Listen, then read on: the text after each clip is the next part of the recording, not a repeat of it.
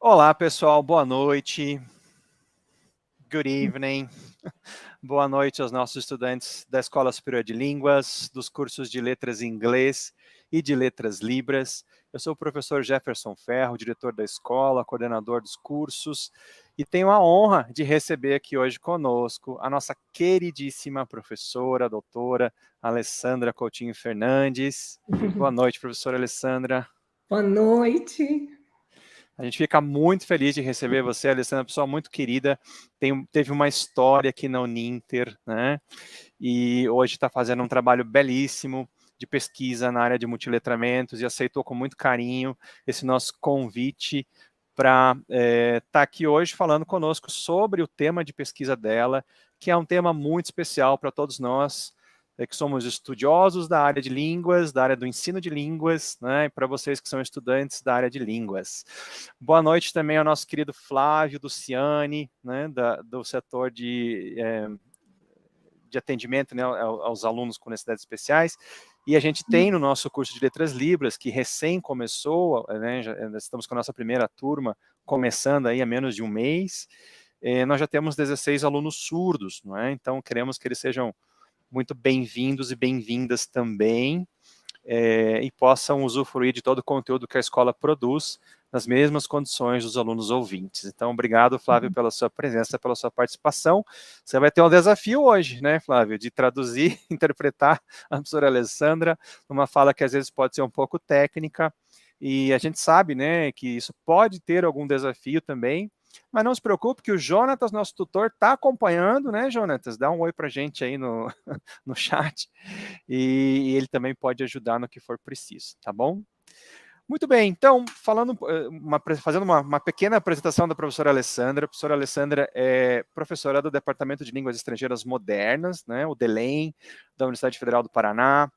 Ela se formou em letras na Universidade Federal da Paraíba, né, ali em português e inglês. Depois veio aqui para o Sul, fez mestrado na Federal de Santa Catarina e depois fez doutorado na Federal do Paraná, na área de análise do discurso. Fez pós-doutorado, né, como visiting scholar na Universidade de Illinois, nos Estados Unidos, e também na USP. E hoje coordena o grupo de estudos multiletramentos e multimodalidade na formação de professores de línguas estrangeiras, o GEMPLE. É autora de 2 livros que estão disponíveis para todos os nossos alunos na biblioteca virtual da Uninter, o Compreensão e Produção de Textos em Língua Materna e Língua Estrangeira, e Análise de Discurso Crítica para a Leitura de Textos da Contemporaneidade. Então, esses 2 livros, se alguém quiser conhecer mais a produção acadêmica da professora Alessandra, editados pela nossa editora Intersaber, estão disponíveis na nossa biblioteca virtual para todos os nossos alunos. E professora Alessandra, né, que no seu trabalho do seu grupo de pesquisa, produziu recentemente um livro que também conta com a participação de outras 3 professoras que estão também conhecidas dos nossos alunos no curso de Letras em Inglês, que são, claro, a nossa queridíssima Fabielle, nossa tutora, não é? Está aqui, deixa um beijo, um abraço para a Fabi. Já está comentando ali bastante coisa, né, sobre a produção de vocês também. A professora Camila Haus, que produziu também uma disciplina para nós, para o curso de Letras em Inglês, e também a professora Liane. Liane, o nome dela é difícil, von Müller, né? Nome alemão, assim, não consigo pronunciar direito, me perdoem. Professora Liane são professoras que estão nesse grupo, né, que estuda multiletramentos e multimodalidade, sob a coordenação da professora Alessandra, e que estão participando também da construção do curso de Letras em Inglês, da construção dos processos pedagógicos da nossa escola. Então, a gente fica muito feliz mesmo de contar com vocês aqui participando do nosso trabalho, e, claro, de receber você, Alessandra, aqui. Fantástico, a gente fica muito, muito feliz de ver você. Então, agora eu deixo a palavra contigo, né? Fique à vontade. A professora Alessandra vai fazer a fala dela e depois a gente abre para perguntas. E, claro, todos vocês que estão aqui nos acompanhando, fiquem à vontade para interagir. E eu vou ficar de olho aqui nas interações, nas perguntas, e à medida que for conveniente, a gente vai colocando aqui. E no final a gente conversa um pouquinho, tá bom? Então, Alessandra, a palavra é sua. Obrigada, Jefferson. Boa noite, pessoal. gente do Brasil inteiro nos ouvindo, né? Que alegria, uma satisfação estar aqui, uma satisfação imensa voltar a essa instituição. Eu trabalhei na Uninter de 2002 a 2008, fui muito feliz nos meus anos de Uninter, conheci várias pessoas interessantes, colegas muito inteligentes, mantive essas amizades, né, até hoje. O Jefferson é uma dessas pessoas que eu admiro muitíssimo. Tive muitas oportunidades de aprendizagem durante o meu tempo na Uninter e estar aqui hoje é uma grande honra, gente. É um prazer, uma alegria, uma grande honra. E também por estar falando para professores e futuros professores de inglês. Eu gosto muito de trabalhar com formação de professores, eu acredito muito na educação, eu acredito muito no que eu chamo de transformação continuada, porque normalmente nós falamos em formação inicial de professores, formação continuada. Eu entendo, não é, quase como uma coisa só, uma transformação contínua. Então, é um prazer imenso poder falar com vocês hoje. Espero que essa fala contribua de alguma forma, provoque reflexões, gere conversas, né, sobre alguns dos temas e exemplos que vão ser compartilhados aqui. E o tema que eu trouxe para falar com vocês é o que está na tela: multiletramentos no ensino-aprendizagem de línguas. Eu organizei, né, aqui uma pequena linha do tempo para a gente se situar, né, em relação a essa fala. Eu vou começar falando sobre o nosso mundo, né, como um mundo em transformação. A partir dessa percepção de que o mundo está se transformando, eu vou falar sobre a própria transformação no conceito de letramento, né, que passa de letramento para multiletramentos. Na sequência, eu vou apresentar brevemente, né, o grupo de Nova Londres e os dois multis, né, dos multiletramentos, o que significam esses multis, né, nesse conceito de multiletramentos. Vou conectar, né? A gente vai sempre tecendo, né, as ideias. Vou conectar, né, essa questão dos multis, das multiplicidades, com a importância de trabalhar a perspectiva dos multiletramentos para a formação de leitores visualizadores. E aí, numa última parte, que são esses dois últimos itens, eu vou falar mais sobre a parte pedagógica dos multiletramentos, né, os processos de conhecimento, e algumas reflexões e práticas minhas trabalhando com multiletramentos na pandemia. Tranquilo? Então, vamos lá. Então, pessoal, eu gosto muito de começar minhas falas com alguma citação do Paulo Freire. Na realidade, aqui eu trago, né, um conceito do Paulo Freire, que é o conceito palavra-mundo. Observem que esse conceito, ele não divide palavra e mundo. Ele aglutina, ele junta, como se fosse um termo único. E, de fato, essa é a intenção, né? Mostrar uma conexão tão intrínseca entre a palavra e o mundo, que é como se fosse um termo só. Então, Paulo Freire diz que a leitura do mundo precede a leitura da palavra. E quando, né, posteriormente, a leitura da palavra não pode prescindir novamente da leitura do mundo. E eu não sei se vocês já tiveram a oportunidade de ler, não é? Um dos livros do Paulo Freire, que é justamente a importância do ato de ler, e ele tem uma passagem muito poética, belíssima, em que ele mostra, né, ele começa a apresentar esse conceito de palavra-mundo, e ele vai falando como ele começou a ler, muito antes de ler as palavras, né? Ele começou a ler o mundo, começou a ler o quintal da casa dele, as plantas que a mãe dele cultivava, o ambiente da casa, as pessoas que circulavam naquela casa, as primeiras ideias, né? E a partir daí esse grupo foi aumentando, recebiam visitas, e assim ele foi se construindo leitor do mundo. Então, quando ele entrou na escola para aprender a ler, ele não chegou como um recipiente vazio, ele já tinha, né, como todos nós temos, muito conteúdo, letramentos do mundo da vida, né, como nós vamos falar posteriormente. Então, essa leitura do mundo junto da leitura da palavra, não é? Então, ele diz assim: a compreensão do texto a ser alcançada por sua leitura crítica implica a percepção das relações entre o texto e o contexto. E agora, né, com todas essas notícias que que chegaram até nós, né, sobre a questão, né, da produção de vinhos, né, e sucos no Rio Grande do Sul, né, com trabalho escravo, né, análogo ao escravo, né, surgiu novamente esse meme, não é? Não basta, né, que Paulo Freire nunca foi tão atual. Não basta saber ler que Eva viu a uva, isso é simplesmente decodificar. Decodificar é o patamar inicial e mais básico, né, do ato de ler. É preciso compreender quem produz a uva, o suco, o vinho, nesse contexto atual, e quem lucra com esse trabalho. Não é? Então, veja, essa percepção de palavra-mundo é o conceito que vai nos guiar nessa fala de hoje. Então, já que estamos falando sobre ler o mundo, vocês olham para essas fotos, né, que vocês estão vendo agora na tela, e vocês podem pensar que essas fotos são de muito tempo atrás, né? Mas na realidade não são, gente. Essas fotos são das décadas de 80 e 90, entende? Mas era um mundo tão diferente que quem nasceu ali a partir dos anos 2000 quase não consegue conceber como era o mundo naquela época, né?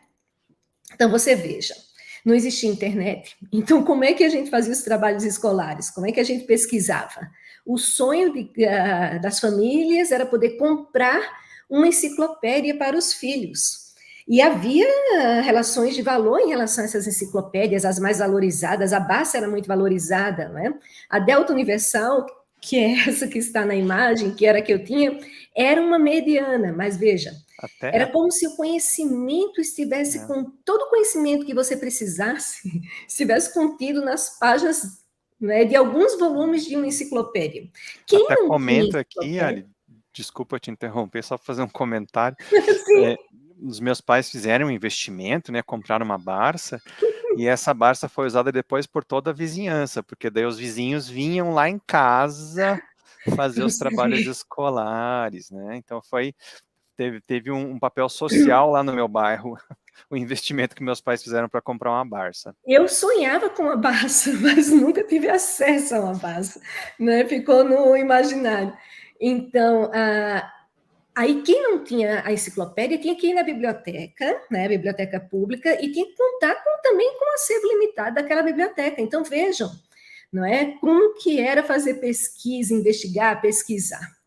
Se você quisesse, né, ouvir música, não existia a possibilidade de fazer uma playlist no Spotify, até porque o Spotify não existia. Então, você tinha que ter paciência, aguardar, ouvindo a programação de uma determinada rádio, até tocar a sua música, que muitas vezes era interrompida pela voz do locutor, e você poder gravar, então, né, a sua música, né, com muito sacrifício, muitas vezes com muitas interferências. Ali em cima, né, você tem a TV. Não existia TV a cabo, não existia streaming. Então, novamente, nós tínhamos que nos acomodar a uma realidade de nos adaptarmos e nos adequarmos a uma programação de uma grade, né, dos canais de TV aberto. Então, ali, se você não estivesse em casa naquele horário, você não poderia assistir aquele filme que você tanto queria, também não poderia escolher quando, né? Então, vejam como era, né? A mesma coisa para ler, né? Se você quisesse, como que você tinha acesso às informações? Mídia de massa impressa. Não havia diversidade de compreensões, diversidade de formas de tratar os conteúdos do mundo, do país, da cidade.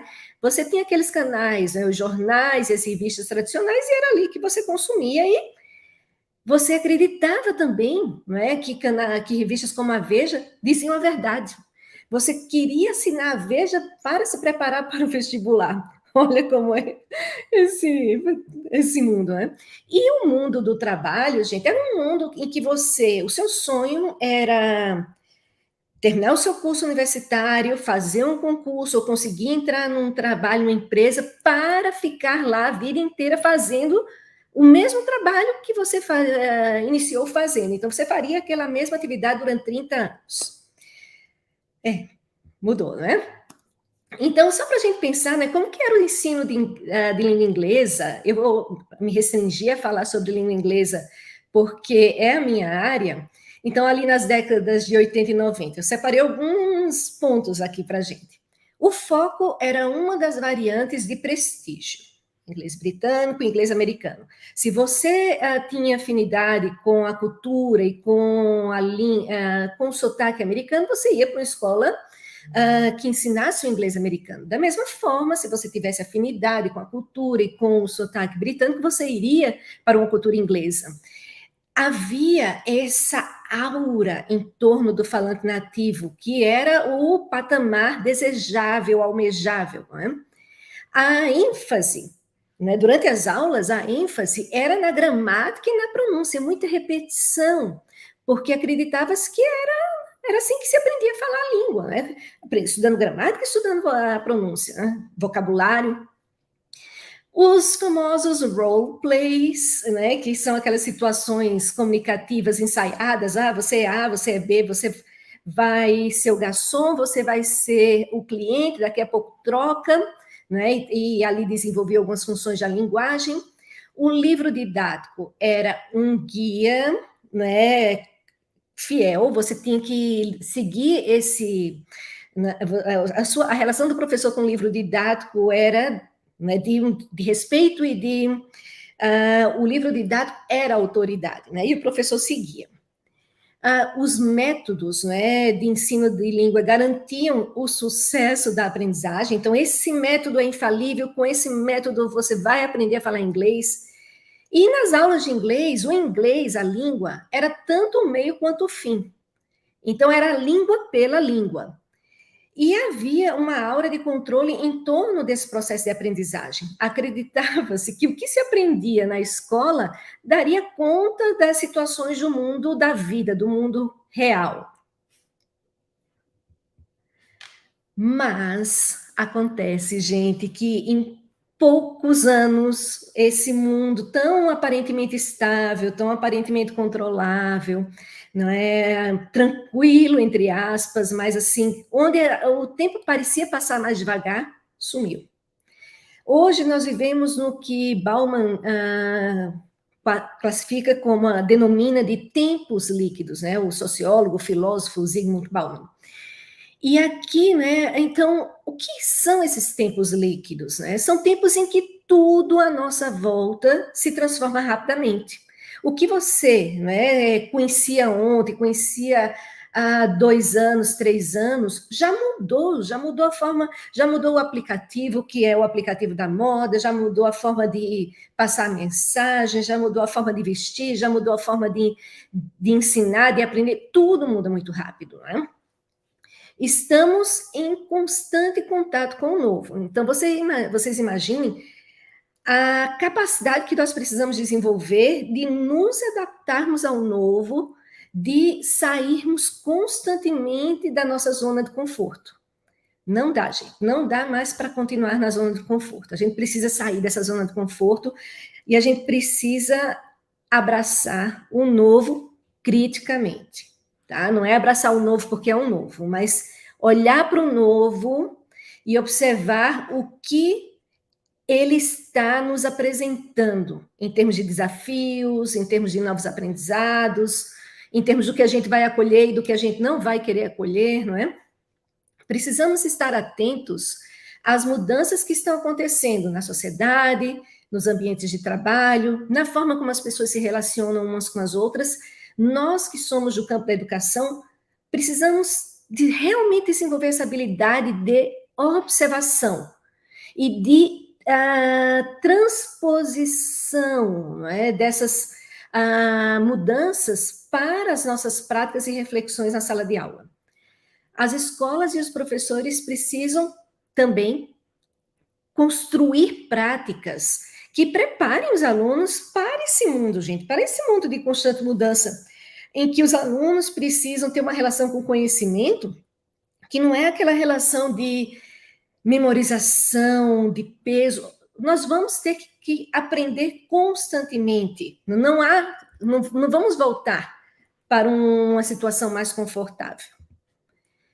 Agora vocês veem essa imagem, essa estética dessa imagem já é uma estética com a qual eu acredito que muitos dos que estão nos ouvindo já se identificam. Então, nós temos ali uma pessoa, uma moça, segurando um celular, e somos nós, né? Nós vivemos com o celular na mão. E com o celular nós pesquisamos, nós nos comunicamos, nós nos divertimos, nós contactamos as pessoas, fazemos tudo de forma móvel, não é? Para o bem e para o mal. Não é? Então, nós temos aqui também, né, uma imagem de uma representação de uma influenciadora digital, e aí, né, a gente tem que pensar quem que são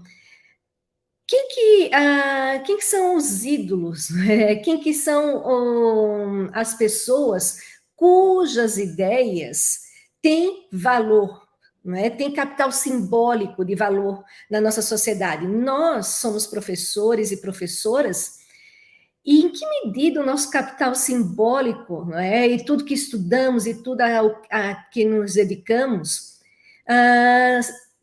como que isso é colocado em relação à palavra, né, desses influenciadores digitais? Né? Então, são reflexões que a gente precisa fazer no nosso tempo. Temos também aqui, né, ícones, logos de duas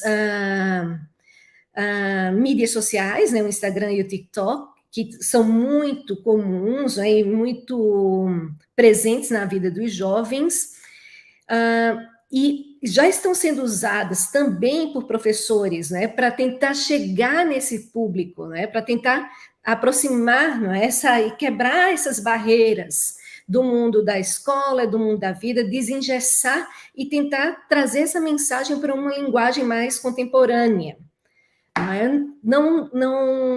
Não quero fazer juízo de valor, né, o que é melhor, o que é pior, são realidades que estão se apresentando para nós neste nosso mundo mais fluido.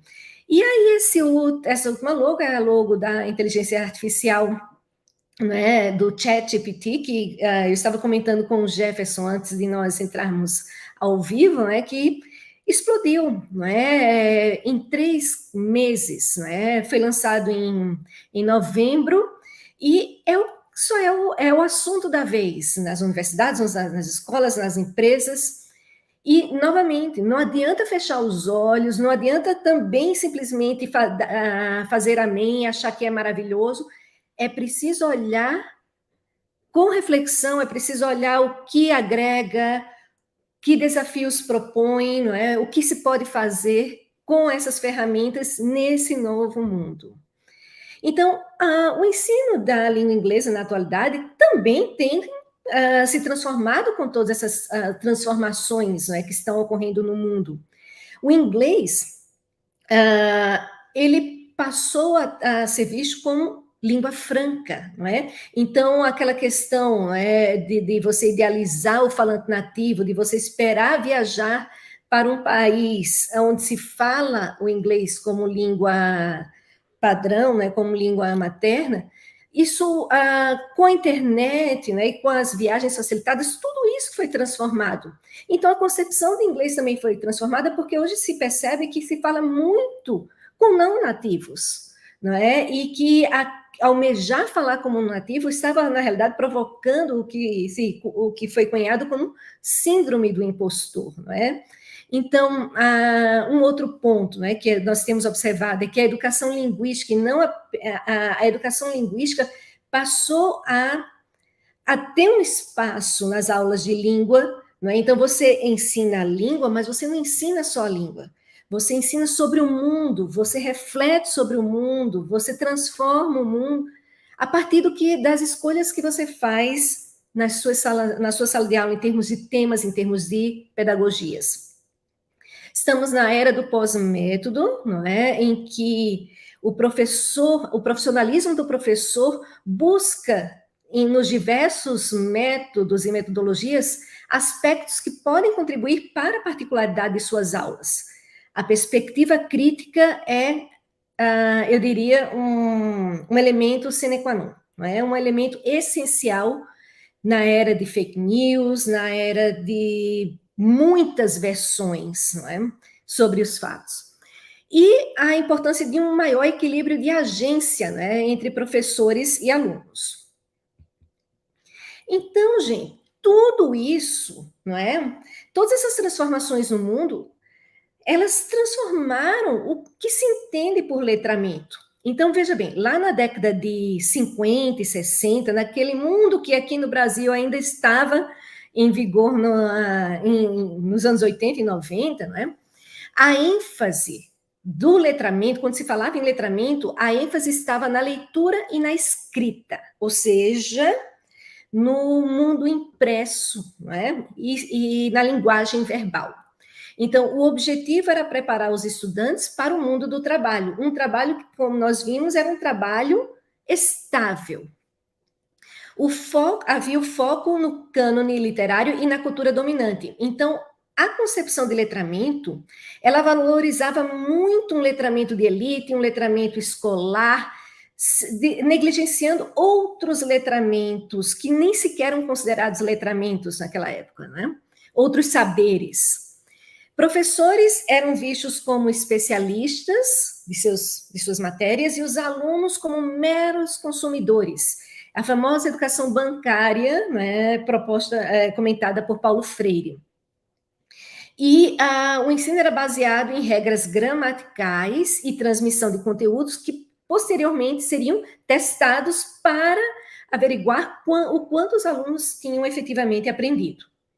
Bom, ali pela década de 80, com diversas pesquisas que estavam sendo feitas, não é? No campo da antropologia, no campo da sociologia, começou-se a conceber, não é? Letramentos no singular, não mais letramento no singular.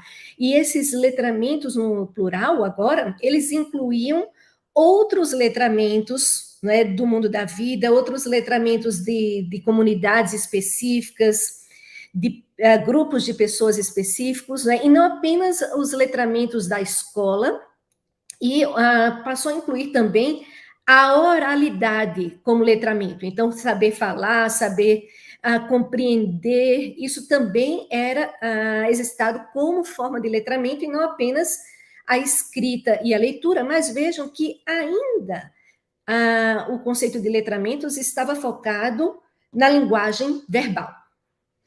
Então, as práticas de letramento, né, passaram a ser compreendidas como práticas sociais e culturalmente situadas. Né? Diferentes culturas, diferentes sociedades tinham práticas específicas de letramento. Deixa-me ver aqui. Começou-se a perceber que o propósito e o contexto influenciam o uso da linguagem. Veja que está ali propósito e contexto, mas ainda não está quem são as pessoas envolvidas e as relações assimétricas, né, de poder entre elas, que também influencia no que se pode dizer e para quem. Deixa-me ver o que mais. E começou-se a perceber que para ensinar é importante perceber quem são os alunos, porque quando o conceito de letramento era concebido no singular, não interessava quem eram os alunos, de onde eles vinham, o que eles sabiam, quais eram as suas práticas fora da sala de aula, porque o que interessava é o que eles precisavam aprender para ingressar no mundo do trabalho e na sociedade. A partir ali da década de 80, isso começou a ser ampliado, essa percepção começou a ser ampliada, e a partir da década de 90, então, surge o conceito de multiletramentos, trazendo como grande diferença a questão da multimodalidade. Então, não a internet, né, já começava a despontar, e a questão era que já se compreendia que não se produziria sentido apenas pela linguagem verbal. Veja bem, gente, a multimodalidade, ela sempre existiu. A gente vai falar um pouquinho sobre multimodalidade.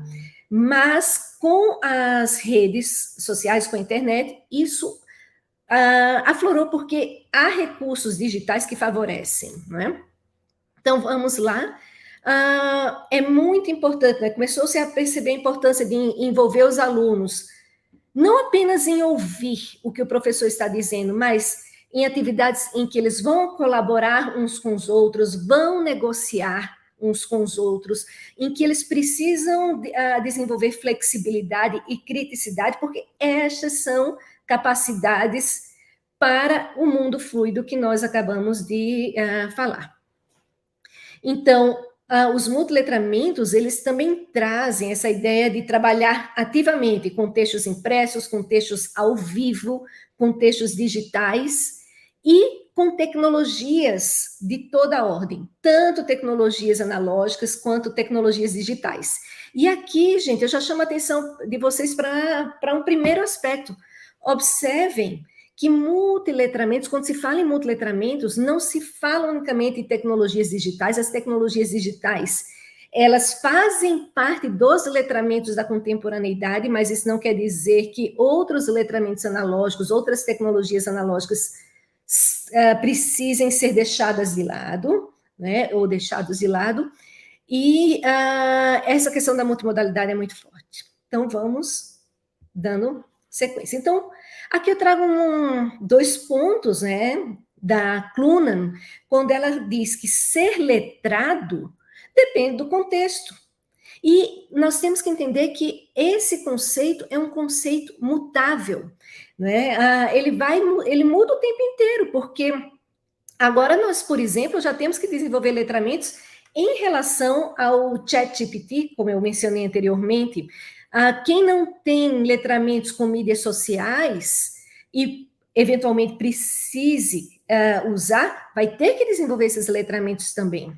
O letramento para usar um Facebook é diferente do letramento para usar um Instagram ou um TikTok, né? O tipo de vídeo que você produz. Então, veja, é um conceito mutável. E isso vai depender de várias questões, vai depender das oportunidades, das demandas e das tecnologias que estão à nossa disposição. Aqui eu trago uma imagem, a primeira imagem, né, do grupo de Nova Londres. Essa foto foi tirada há bastante tempo, em 1994, quando eles se reuniram na cidade de Nova Londres, um grupo de pesquisadores australianos. Aqui nós temos australianos, americanos e britânicos. Eles são da área da formação de professores, multimodalidade, estudos culturais, análise do discurso. Então, esse pessoal se reuniu em 1994 para pensar o futuro do letramento, porque eles já, numa visão muito antecipada, eles já previam que a forma, esse foco no letramento,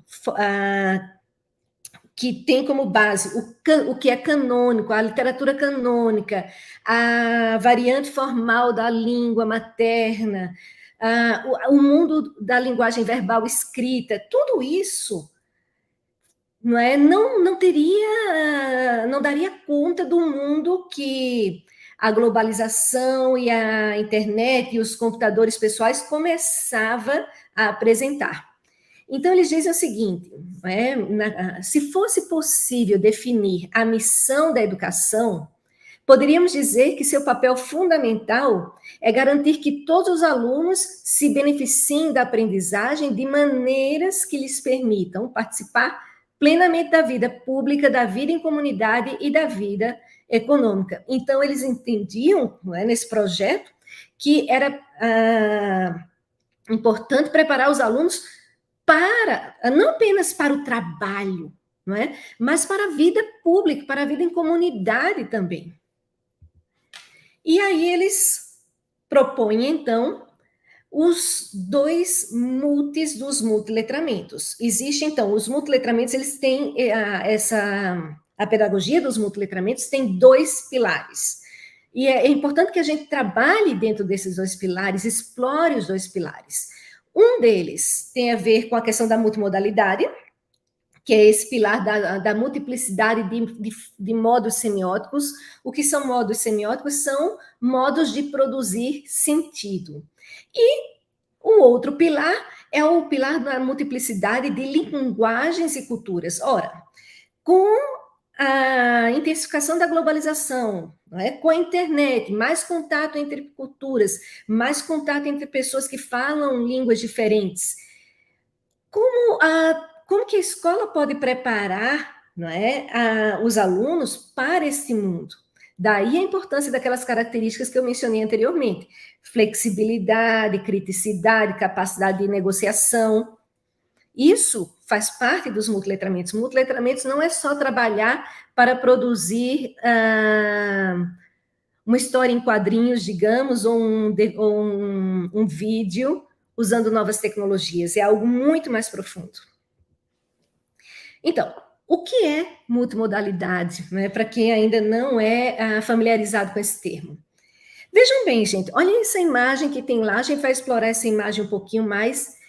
Essa imagem, ela é um texto, né? Então, veja quantas informações nós temos ali, né? Eu já vou comentar um pouquinho mais sobre ela. Mas, então, a multimodalidade é o uso de vários modos semióticos no design de um produto ou de um evento semiótico. Semiose é sentido, produção de sentidos. Então, aqui nós temos uma exposição. Essa exposição é um evento que constrói sentido sobre um determinado tema. E ele é construído com todos esses recursos. Essa exposição é construída com todos esses recursos. Então, aqui, modos semióticos, não é?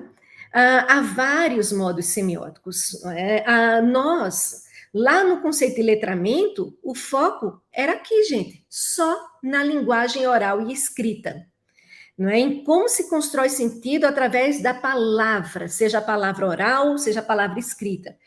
E os multiletramentos, eles ampliam como nós produzimos sentido. Então, nós produzimos sentido por meio de imagens, né, pelo modo semiótico visual, pelo modo semiótico gestual, pelo modo semiótico auditivo, pelo modo semiótico espacial. E aí tem um detalhe: cada modo semiótico desse tem seus próprios recursos de produção de sentido. Por exemplo, quando a gente está lidando, né, em língua, ensinando língua estrangeira, então, a entonação, através da entonação, você produz sentido. Através da estrutura que você usa, se é uma estrutura mais rebuscada ou mais simples, você produz sentido. Isso na linguagem oral, não é? Na linguagem escrita, se você usa um negrito, se você usa um itálico, se você usa uma fonte maior, você produz sentido. Então, são recursos. Mas quais são os recursos, por exemplo, do modo semiótico visual? São outros. Você vai ter cores, você vai ter ângulo. Se a imagem, ela é, digamos, você vai tirar uma foto. Se você tira foto com um ângulo direto, com um ângulo oblíquo, de baixo para cima, de cima para baixo, cada recurso desses tem um efeito de sentido. Se você coloca determinado elemento no primeiro plano, no plano de fundo, se você aumenta o tamanho, não é, desse elemento em relação aos outros, então é assim que você compõe. Esses são alguns dos recursos do modo semiótico visual. Aí, quando você vem para o modo semiótico gestual, você tem os gestos, tem as expressões corporais, não é? E o que culturalmente esses gestos e essas expressões podem significar de agradável, de afetivo ou de ofensivo, por exemplo. A música, imaginem, não é? O que constrói uma sensação de medo, o que constrói uma sensação de prazer, o que constrói uma sensação engraçada, não é? Através da música. Os espaços, né? O layout de uma sala de aula, como que ela pode interferir na aprendizagem? Bom, isso é só para vocês rapidamente perceberem que nós temos ali 5 modos semióticos: linguagem, visual, gestual, auditivo e espaço. Cada um deles tem elementos para produzir sentidos.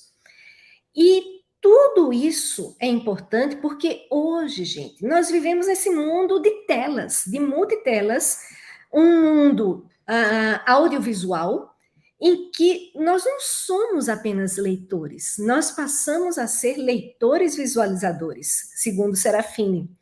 E esse leitor visualizador, ele tem vários papéis, ou deveria ter, é o papel da escola também desenvolver esses diversos papéis do leitor. Então, o leitor visualizador como navegador é aquele que seleciona objetos que estão em seu campo de visão para ler e interpretar.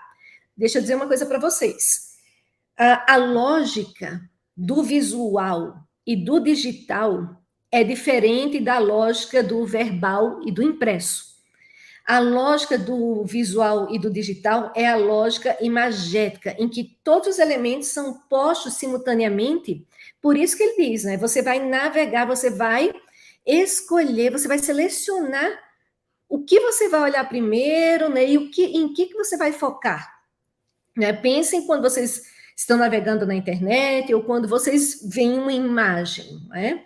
Então, o leitor, o visualizador como navegador, como intérprete, né? E para interpretar, ele tem que ter minimamente conhecimento, né, dos recursos, daqueles 5 modos semióticos que a gente acabou de mencionar, não é? É o leitor como designer.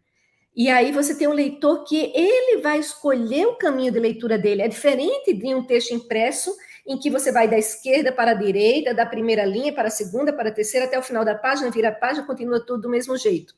Então, quando você está na lógica da tela, quando você está na lógica do visual, você tem que escolher seus caminhos de leitura. E muitíssimo importante, o papel do interrogador. Não é? Então, é aquele que vai perguntar: ok, eu estou vendo essa composição multimodal, quem se beneficia, quem não se beneficia, quem fala, quem não fala, por quê, concordo, não concordo. Então, o leitor, no mundo contemporâneo, ele é muito mais do que um mero decodificador. Agora, vamos para a parte prática.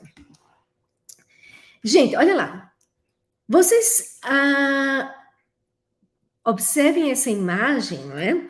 E vocês têm lá uma sequência de quadrinhos, não é? Você tem ali os desenhos junando, e esse é um texto multimodal. Você tem lá, não é? Em briga de marido e mulher, e você tem reticências. Na nossa mente, não é? Como esse é um ditado popular, muito culturalmente conhecido por nós imediatamente completamos a frase. Em briga de marido e mulher, não se mete a colher. Mas, quando nós olhamos essa composição que mistura imagem e texto, é uma composição multimodal, nós já vemos que não é essa a ideia.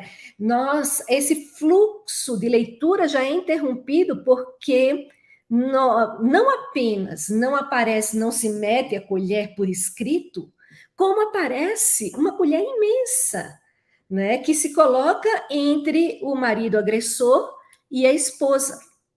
E essa colher que foi colocada entre eles, ela evita a violência contra a mulher e ela pune o agressor. Então, veja, os textos, qualquer texto vai atuar para manter as coisas como estão ou para mudar. Esse é um texto que ele caminha num movimento de mudança de um status quo, né? De uma mudança de um hábito social, de não interferir, de deixar a mulher ser agredida, porque deixa o casal se decidir. Né? Então, agora vamos observar essa imagem, vamos observar os recursos, vamos ler essa composição multimodal. Então, olhem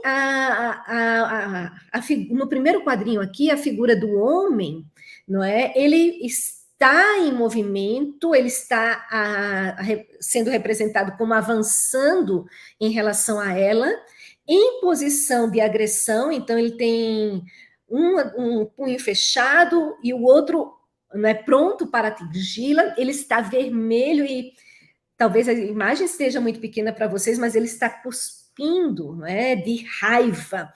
E a mulher está, não é, numa posição de proteger a criança, né, o bebê. Mas então essa colher, que não é uma colher de tamanho regular, nós não conhecemos nenhuma colher desse tamanho. Então essa colher de tamanho ampliado, é um recurso do visual para mostrar o potencial do impacto, não é, de interferir nessa violência contra a mulher. Não é? Então, essa colher, ela é grande porque ela tem um impacto social grande. E ela, então, impede esse homem de, como eu falei antes, de agredir a mulher e coloca ele, digamos, num ambiente de prisão, e ela consegue seguir com a vida dela. Mas são vários elementos, há muitos outros detalhes, né? O que pode ser essa colher? Quem que pode colocar essa colher? Que numa sala de aula você pode discutir com os alunos. Esses exemplos que eu estou trazendo para vocês e comentando aqui em português são exemplos que eu uso nas minhas aulas e nós discutimos em inglês sobre todas essas questões. Aqui, um outro exemplo de um texto multimodal, não é? Uma exposição sobre a vida de Anne Frank, e vocês podem ver como que eu vou ler esse texto. Vejam, ele está na lógica do espacial, na lógica do visual, onde tudo se coloca ao mesmo tempo, onde não... Até há uma sequência que os produtores dessa exposição criaram, mas ninguém é obrigado a seguir essa sequência. O que vai definir, né? Por onde você vai navegar? Seu foco de interesse. Então, há composições imagéticas, infográficos, há vídeos, há áudios em que você senta e você coloca o fone, você pode ouvir as pessoas relatando.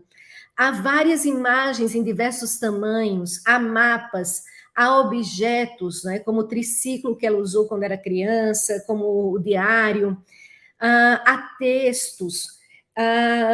Então, toda a vida dela é narrada por meio desse texto multimodal. Então, há muitas experiências, né, que se pode fazer de leitura num ambiente como esse. Então, não se espera que os alunos leiam tudo, nem leiam a mesma coisa. Cada aluno vai poder relatar a partir do que é seu interesse, né? E construir essa visão maior a partir da colaboração de todos. Quem gosta de Coraline, já assistiram? Eu gosto muito de trabalhar com os meus alunos 3 versões de Coraline, não é? Então, a gente nós lemos Coraline no papel, né? Lemos o romance, né?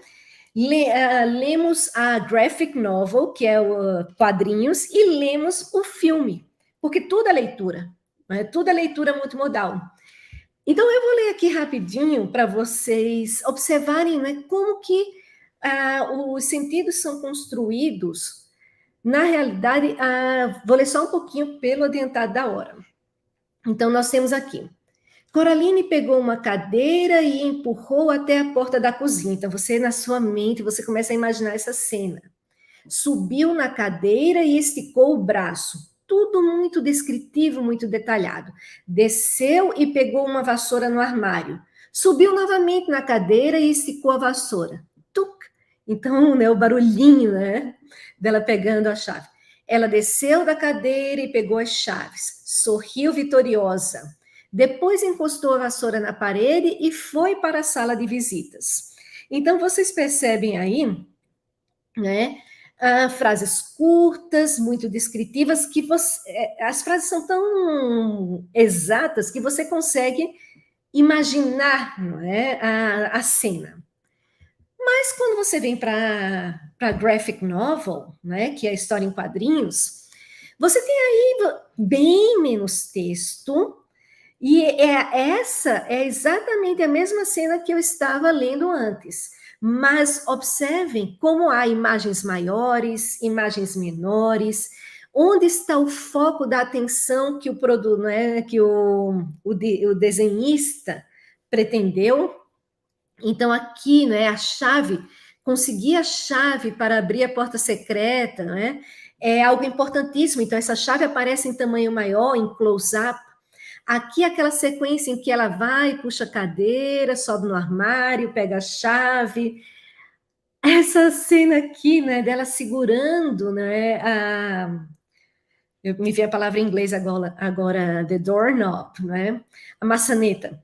Então, para abrir a porta, e aí abre a porta, né? E vejam essa cena aqui, em que tudo é escuro, não é? E imagina a sensação de medo que não dá. E aqui essa sensação, aqui, né? É a parte em que ela diz que ela abriu a porta e o ar era aquele ar pesado, de poeira, de coisa fechada, né? E isso é representado na forma como as palavras são colocadas, na imagem.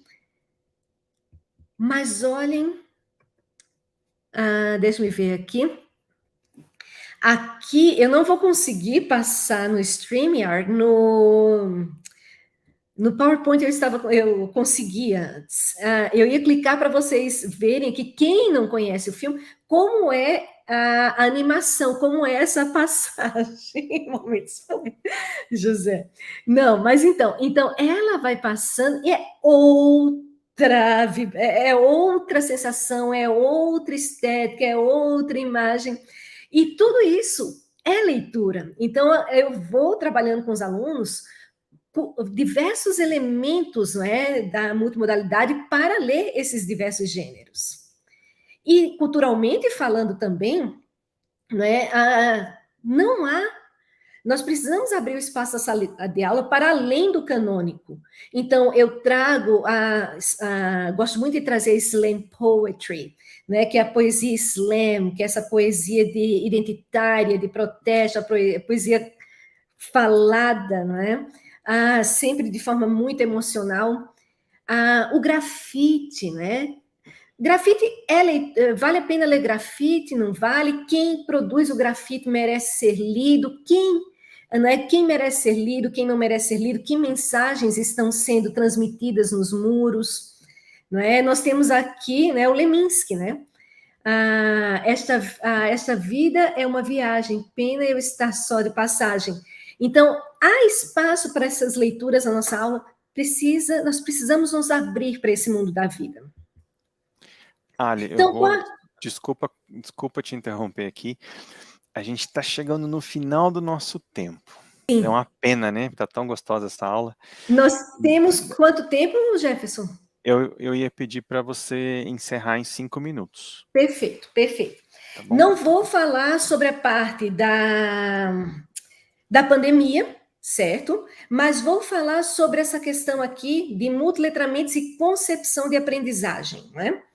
Como os alunos aprendem, né? São questões que a gente tem que pensar. Como é que os alunos aprendem? Será que os alunos aprendem silenciosamente, simplesmente consumindo o que os professores explicam? Será que os alunos aprendem memorizando? Será que os alunos aprendem a partir de uma metodologia tradicional focada na transmissão de conteúdos, não é? E será que essa metodologia ela prepara os alunos para esse mundo em constante mudança, não é? Os multiletramentos, gente, eles vão entender que a aprendizagem não é um processo unicamente cognitivo, mas é um processo do fazer também. Você aprende fazendo. E a grande pergunta é: o que os alunos fazem para aprender? E eles podem fazer diferentes ações no campo do que se chama de processos de conhecimento, não é? Que é um grande repertório de ações que os professores podem utilizar ao prepararem suas aulas para pensar, né, como eles querem desenhar as experiências que os alunos deles vão ter. Então, eu vou pular aqui e vou trazer um exemplo e fechar com esse exemplo. Eu vou fechar com um exemplo meu. Então, eu produzi essa aula sobre racismo, né? Era um tema, na realidade, sobre racismo.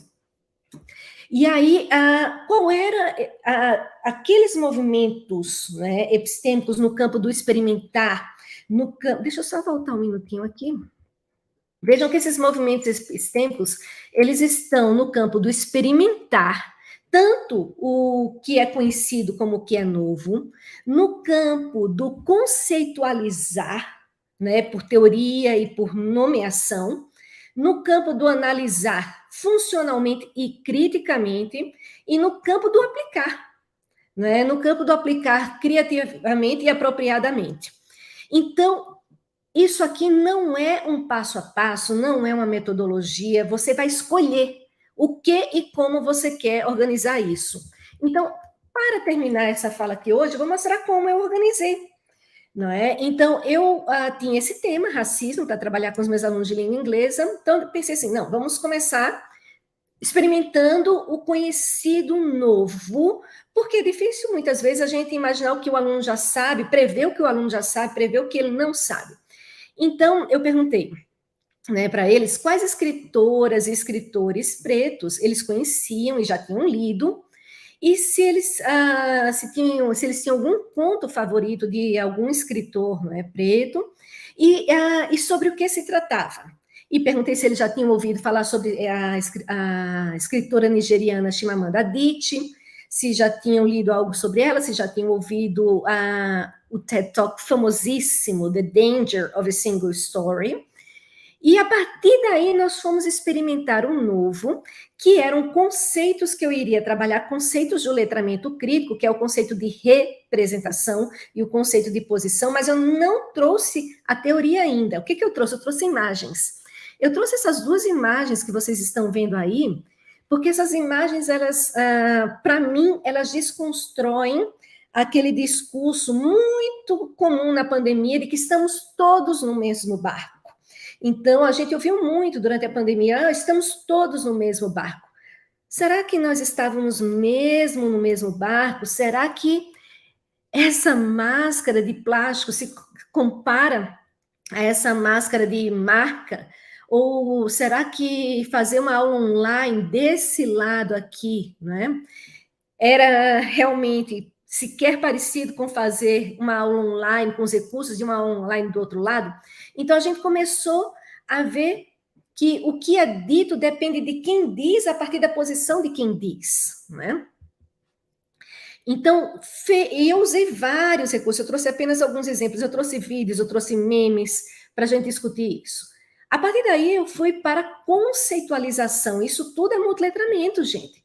Né? Eu fui para, então, aí eu comecei, a partir das experiências prévias, a trazer e nomear esses termos, esses conceitos, representação e posição. Então, o nosso próximo movimento para aprender, nosso próximo movimento epistêmico foi solicitar que os alunos assistissem a 2 vídeos, a 4 vídeos, na realidade, 2 deles, né, sobre racismo epistêmico e 2 sobre racismo reverso. E isso tudo em inglês. E o que eu queria que eles observassem? Quais eram os argumentos a favor e contra cada um desses tipos de racismo? Eles deveriam identificar, analisar e refletir sobre com quais elementos eles concordavam ou discordavam.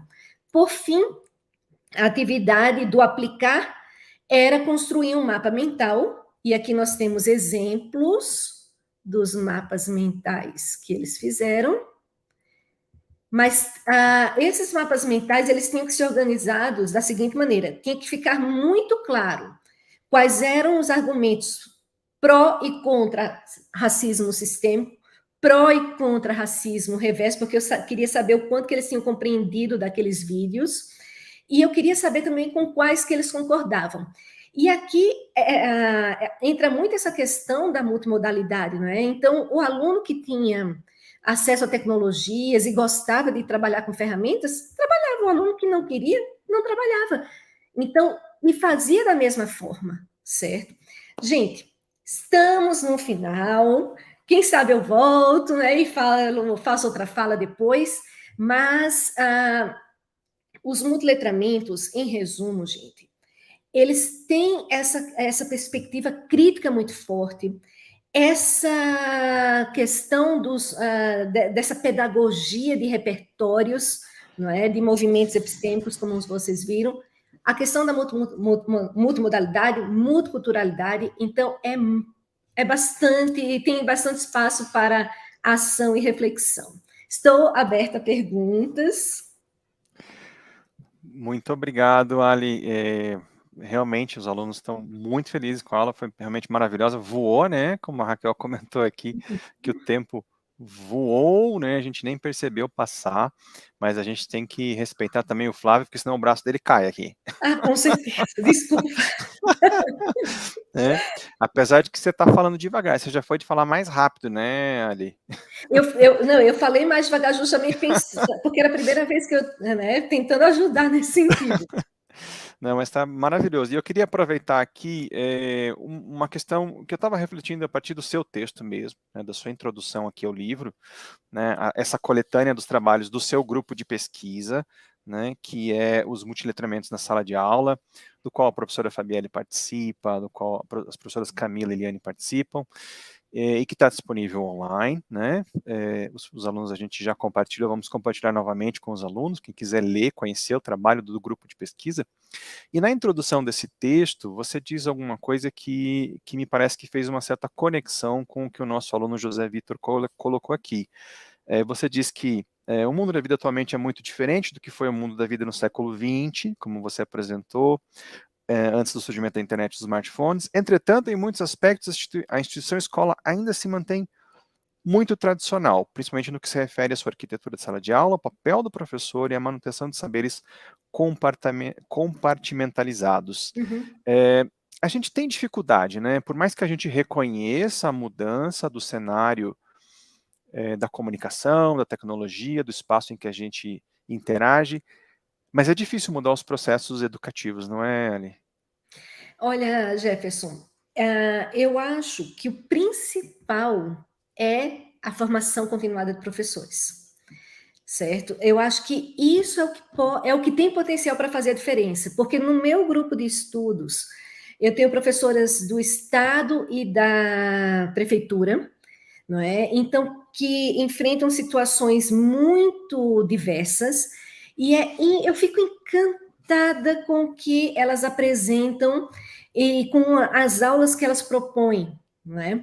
Então, o professor precisa ouvir sobre isso, o professor precisa ter informação. Olha, a Isabel é uma participante também, doutoranda, né, faz parte do grupo de estudos, então o que a gente precisa é exatamente falar sobre isso com os professores, não é?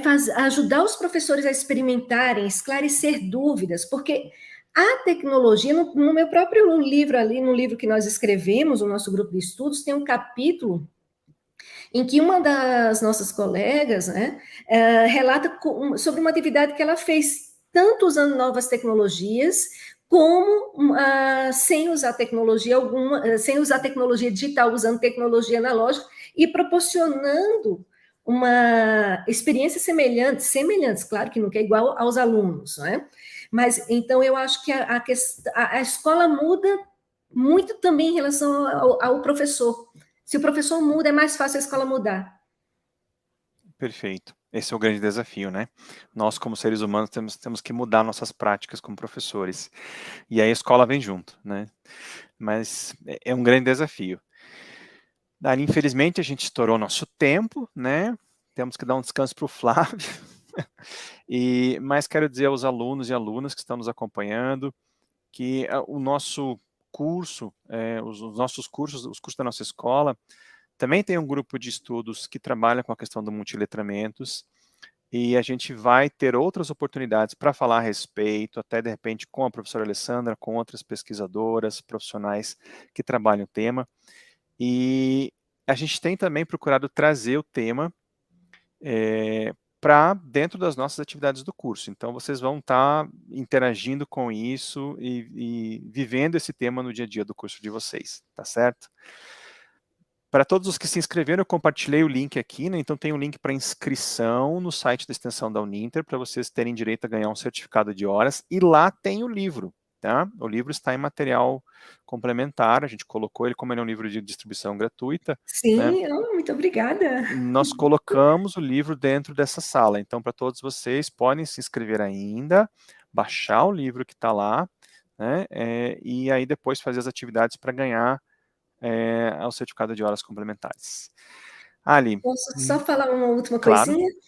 Nesse livro, gente, nós temos vários QR Codes, e esses QR Codes foram pensados de uma forma inovadora. Eles não simplesmente levam a mais informação, eles levam a Padlets, que é uma ferramenta, para quem não conhece, né, da internet, e ali você pode tanto postar e ler, né, o que outras pessoas estão postando para ter essa experiência de aprendizagem colaborativa para além do nosso curso e para além de uma leitura individual do livro.